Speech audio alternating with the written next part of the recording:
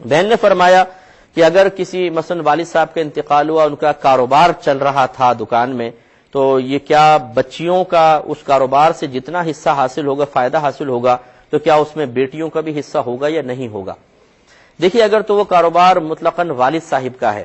تو پھر یقیناً وہ اس میں جتنا بھی حصہ ہے وہ سب ورثاء کا حصہ بن جائے گا، اور بھائیوں کو چاہیے جو بھی مطلب دکان چلا رہا ہو کہ اس کے جتنا پروفٹ بھی ہوتا جائے وہ بھی اپنے بہن بھائیوں کے اندر تقسیم کیا جائے، کیونکہ وہ مال وراثت کا ہی نفع ہے جو ان کو دینا ہوگا۔ بعض اوقات ایسا ہوتا ہے دکان والد صاحب کی ہے اور سامان کسی بڑے بیٹے نے ڈالا ہے اور محنت بھی وہی کر رہا ہے، تو اب یقینی سی بات ہے کہ سامان بھی بڑے بیٹے کا ہے اور محنت تو ہے ہی اس کی، تو ایسی صورت میں یقیناً پھر وہ مال وراثت نہیں بنے گا۔ دکان مال وراثت ہے، اس میں سے سب کو حصہ ملے گا، لیکن وہ اگر بڑا بیٹا اپنے ذاتی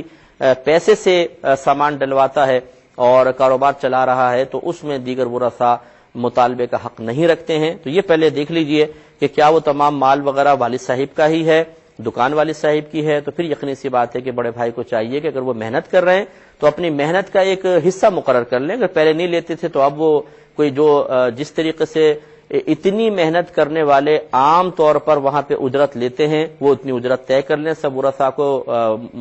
سے باہم مشاورت کر کے، باقی ہر چیز کے اندر پروفٹ وغیرہ میں حصہ اپنی بہنوں کو بھی دینا چاہیے۔ اور اس صورت میں اگر نہیں دیں گے کہ والد صاحب کا تمام تھا اور پھر بہنوں کو محروم کیا تو یقیناً گناہگار بھی ہوں گے۔ بہن نے مزید پوچھا